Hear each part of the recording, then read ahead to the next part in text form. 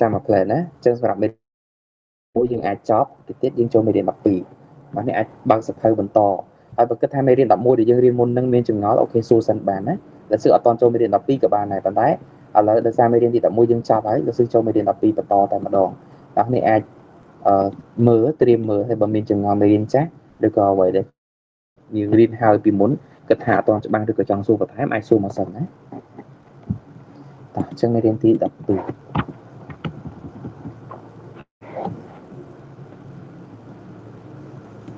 តែចាំតិចលោកសួរដាក់ពីអ៊ីងឲ្យណាមេរៀន12ទី12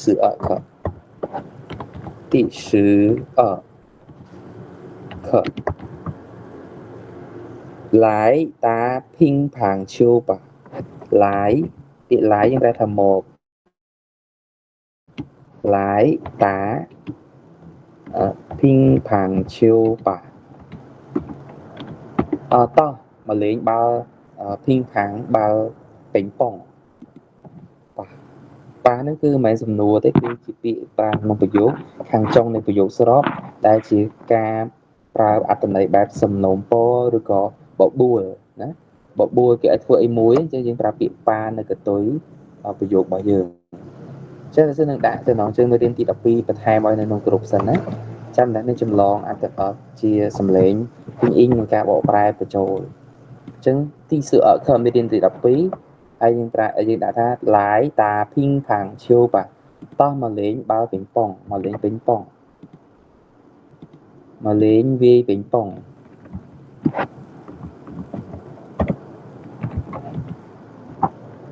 តែអញ្ចឹងប្រយោគរបស់យើង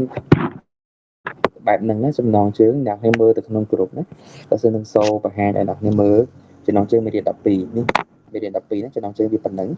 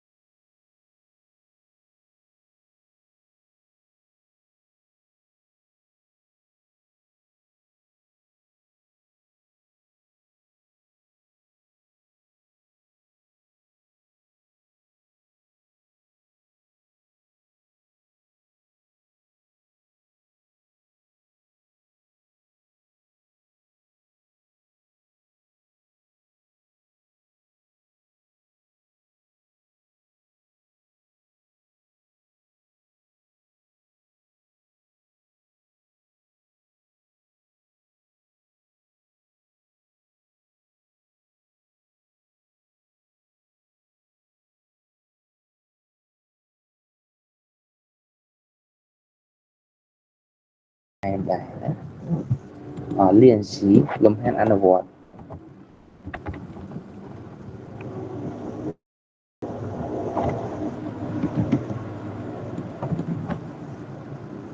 ចាំតិចលោកសួរ edit នៅក្នុងពាក្យក្រុមពាក្យម្ដុំហ្នឹងមកណាហើយដាក់ឲ្យណាចិត្តគ្នាស្រួលមើលចំណាំថាយើងរៀនអីខ្លះរៀងរាល់មេរៀនរបស់យើងនីមួយៗណា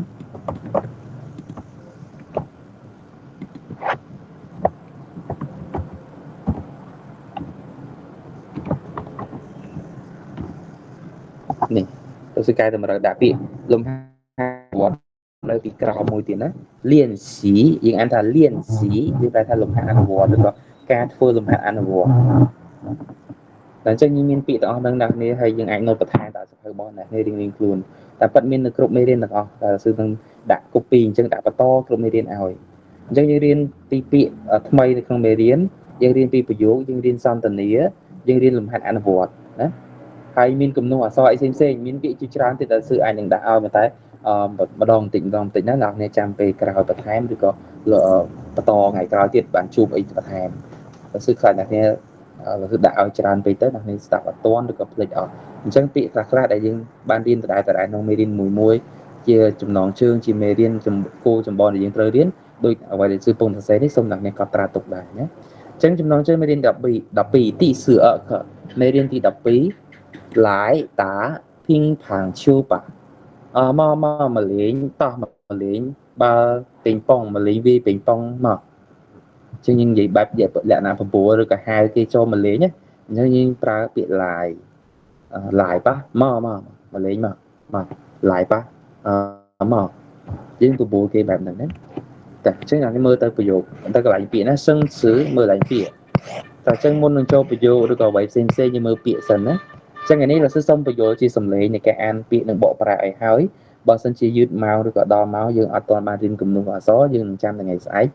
បន្តទៀតណាព្រោះយើងនៅរៀនស្អែកមួយថ្ងៃទៀតដល់ថ្ងៃសុក្រដល់សឹងនឹងរសឺរពេលថ្ងៃសៅរ៍ណាទៅនេះពេលក្រោយគឺថែមឲ្យមួយថ្ងៃវិញដោយសារលើកមុនយើងមានថ្ងៃឈប់ប៉ុន្តែអត់បានរៀនថ្ងៃចំថ្ងៃយើងចំចន្លោះអាទិត្យរបស់យើងណាអញ្ចឹងរសឺនឹងព្យាយាមបន្ថែមឲ្យពេលក្រោយហើយបណ្ដានេះគិតថាមិនបាច់ទេខ្ជិលអាហ្នឹងទៅតាមហ្នឹងតែបណ្ដានេះចង់រៀនអូខេយើងរសឺនឹងសេរីពេលបន្ថែមឲ្យបន្ថែមទៀតកុំឲ្យអ្នកនេះខាតពេលច្រើនហើយអត់បានរៀនច្រើនណាអញ្ចឹងរសឺនឹងបន្ថែមឲ្យពេលក្រោយថ្ងៃក្រោយឥឡូវអត់តន់រសឺអាសារវល់ដែរចង់ឲ្យសារអាទិត្យចឹងអត់ទាន់អាចថែមម៉ោងបរិញ្ញាឲ្យបានទេអញ្ចឹងចាំមើលលើពេលវេលាដែរចាំមើលអាចមួយរយៈទៀតណាតែអញ្ចឹងយើងមើលពាក្យថ្មីនៅក្នុងមេរៀនទី12របស់យើងណាយើងមើលពាក្យទី1យើងមានពាក្យ lie lie ពីអ៊ីង l i lie សលេងទី2 lie lie យើងប្រែថាមកភាសាខ្មែរយើងមកភាសាអង់គ្លេស come ដូចយើងរៀនមេរៀនមុនមានពាក្យ she ប្រែថាទៅ she ទៅឥឡូវមានពាក្យមក lie lie lie អូខេយើងមានពាក្យទី2 ping pang chiu ping pang chiu នៅនេះធ្លាប់បានរៀនមើលពាក្យប្រភេទកីឡាដូចជាធ្លាប់ដាក់ក្នុង channel ឬក្នុងក្រុមរបស់អ្នកនេះកាលពីដើមដំបូងចូលរៀនដំបូងណាមាននៅក្នុង channel របស់ Telegram របស់លោកsưបានចែករំលែកពាក្យពាក់ព័ន្ធនឹងកីឡាមានពាក្យ ping pang chiu នឹងដែរហើយពាក្យផ្សេងៗក៏មានដែរច្រើនដូចអ្វីដែលឲ្យរៀនការភាគ1មានពាក្យកីឡាមួយចំនួននោះក៏មានហើយឥឡូវយើងរៀននៅមេរៀនទីភាគ2របស់យើងនេះមានកីឡាមួយចំនួនទៀតអញ្ចឹងសុំណូតបន្ថែមណាតែអញ្ចឹងពាក្យទី2 ping pang chiu យើងប្រែថាកីឡាបាល់យើងអាចប្រែថាបាល់ថេននីសក៏បានបាល់ប៉េងប៉ុងណាបើនិយាយបាល់ថេននីសវងឈៀវដែលយើងដូចមេរៀនមុនភាគ1តែនៅភាគនេះគេសរសេរបាល់ថេននីសដែរប៉ុន្តែជាលក្ខណៈ table tennis ដែលលើតុអញ្ចឹងបាល់ប៉េងប៉ុងណាអាពាក្យ table tennis ហ្នឹងគឺបាល់ប៉េងប៉ុងណាគ្នាបាល់ប៉េងប៉ុងនៅលើតុស្តៀងបាល់ tennis ដែរដោយសារគេមានអាប្រដាប់វាយហើយនឹងមានកូនបាល់តូចជួរហ្នឹងឲ្យយើងវាយដូចបាល់ tennis ដែរប៉ុន្តែបាល់ tennis គេអត់វាយនៅលើតុទេគឺគេវាយនៅលើវាលរៀបហើយមានសំណាញ់ឆ្លងរាងធំរាងឆ្ងាយហើយបាល់ក៏ធំដែរអាបាល់ tennis អាបាល់កូនបាល់ហ្នឹងក៏ធំដែរប៉ុន្តែសម្រាប់បាល់ប៉េងប៉ុង table tennis បាល់ប៉េងប៉ុងនេះដែលយើងនិយាយពាក្យចិន ping pang នេះគឺរាងតូចអាចមានសមានពណ៌លឿងពណ៌សពណ៌ក្រហមអីចឹងទៅតូចឲ្យវាយនៅលើតុណាអញ្ចឹងរបៀបវាយស្តៀងបាល់ tennis អាធំនៅលើទីលានវាលបែបវាយបាល់ tennis ដែរប៉ុន្តែខុសគ្នាត្រង់ថាអាហ្នឹងតូចនៅលើតុណាអញ្ចឹងយើងអានថា ping pang chiu ping pang chiu ping po ing ping po ing ping po ang pang chiu chi yo chiu chi yo chiu សលេងទី2ណាអញ្ចឹង ping pang សលេងទី1ទាំងអស់ ping pang chiu កីឡាបាល់ប៉េងប៉ុងពាក្យទី3យើងមានពាក្យថា y mao chiu y mao chiu យើងប្រែថាកីឡាវាយសី y mao chiu កីឡាវាយសីសីហ្នឹងគឺអាប្រភេទសីដែលគេវាយអាមានដៃដងកាន់ប្រដាប់វាយសីដងធំហើយយើងវាយទៅមករៀងឆ្ងាយពីគ្នាហើយសីរបស់យើងមានលក្ខណៈគូតវាមានកូនបាល់ហើយវាយទៅលឺជ័រឡងឬផុសហ្នឹងអាហ្នឹងគឺy mao chiu ណាអញ្ចឹងយើងអានថា y mao chiu តា y mao chiu ពីអ៊ីង y គឺជាងឬក៏ស្រាប់ពេញតួ y តែយើងដាក់សំឡេងទី3ទៅ y មកមកសលេងទី2មកឈៀវឈីយោសលេងទី2ឈៀវអញ្ចឹងយើងអានថា y មកឈៀវបាល់កីឡាវាយសីណានោះនេះអាចបកឲ្យត្រូវណាប្រយ័ត្នអត់ត្រូវហើយបើសិនជាអាចចូលទៅក្នុង channel រូបភាពដែលធ្លាប់ share ជាពាក្យកីឡានៅក្នុងក្រុមនៅក្នុង channel កាលពីមុនណា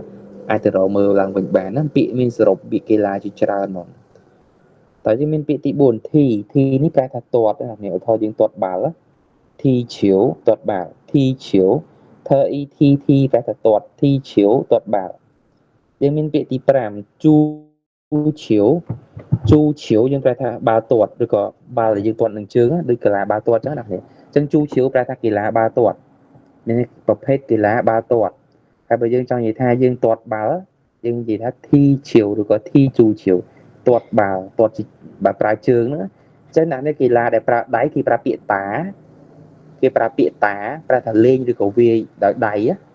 ta bây giờ kỳ là để tuột đôi chỉ tuột bảo tuột nữa cứ dương pra bịa thì chân khóc niên lại năng tịch á kỳ lá để pra chứ cứ pra bịa thì thi chu chiếu chư u chu chú sẽ lên tí pi chú chiếu chi yêu chiếu sẽ lấy tí pi chiếu chính anh là chu chiếu ba tuột kỳ là ba tuột bây giờ gì ha tuột ba tuột cứ thi chiếu được rồi thi chu chiếu tí tí vào môi xuyên từ tê cả bán rồi có xuyên nhưng pra tha sắc xa riêng sâu nữa nè nè chẳng đôi nào như pung riêng nữa nhưng pung là xuyên nè nhưng pung riêng xuyên chuyên ở bên in xuyên sẽ lấy tí pí xuyên sẽ lấy tí pí xuyên sẽ lấy tí pí từng đó xuyên pra tha ca sắc xa ca riêng nữa riêng sắc xa riêng sâu nữa cái tí trong tí trong cái rồi su phá sư u su phô a pha su phá su sập hở là pe phá mấy cái này là bao sinh tổ bái min anh này xe và tai cái này ní su phá nhưng chỉ bị bên châu cái này xong mà vào châu này chẳng ta thay mà su phá